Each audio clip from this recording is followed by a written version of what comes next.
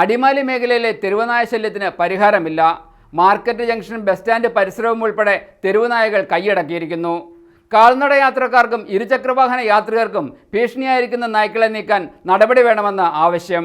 അടിമാലി മേഖലയിൽ തെരുവുനായ്ക്കളുടെ ശല്യം നിയന്ത്രിക്കാൻ നടപടി വേണമെന്ന ആവശ്യം ശക്തമാകുന്നു. രാപ്പകൽ വ്യത്യാസമില്ലാതെ കൂട്ടമായി ഇറങ്ങുന്ന തെരുവുനായ്ക്കൾ ടൗണിൽ പലപ്പോഴും ഭീകരാന്തരീക്ഷം സൃഷ്ടിക്കുന്നുണ്ട്. മാർക്കറ്റ് ജംഗ്ഷനിലും ബസ് സ്റ്റാൻഡ് പരിസരത്തിലുമെല്ലാം തെരുവുനായ്ക്കൾ സ്വൈര്യവിഹാരം നടത്തുന്നു.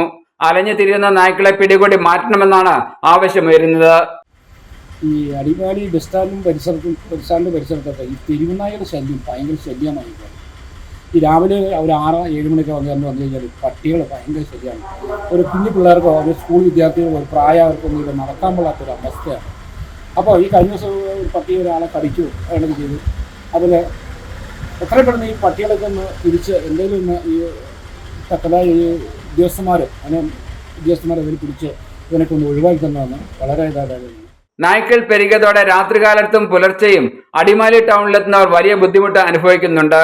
കൂട്ടമായി നടക്കുന്ന നായ്ക്കളെ തുരത്തിയോടിക്കാൻ ശ്രമിച്ചാൽ അവ കൂടുതൽ അപകടകാരികളായി ആക്രമിക്കാൻ ശ്രമിക്കുന്ന പ്രവണതയും ഉണ്ടാകുന്നു. നായ്ക്കൾ ഇരുചക്ര വാഹനങ്ങൾക്ക് കുറുകെ ചാടുന്നതും അപകടങ്ങൾക്ക് ഇടവരുത്തുന്നുണ്ട്. വർദ്ധിച്ചു വരുന്ന തെരുവ് നായ്ക്കളുടെ എണ്ണം കുറയ്ക്കാൻ ഇടപെടലുണ്ടാകണമെന്നും പ്രദേശവാസികൾ ഉൾപ്പെടെ ആവശ്യപ്പെടുന്നു. News bureau, Adimali. എല്ലായിടത്തും വൈഫൈ, എല്ലാത്തും ഇന്റർനെറ്റായേ, നാട് മുഴുവൻ ഡിജിറ്റൽ. നാട്ടാരെല്ലാം ബ്രൗസിംഗിലാണ്.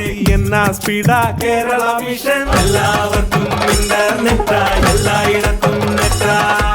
കേരള വിഷൻ നവകേരള പ്ലാൻ വെറും 199 രൂപയ്ക്ക്.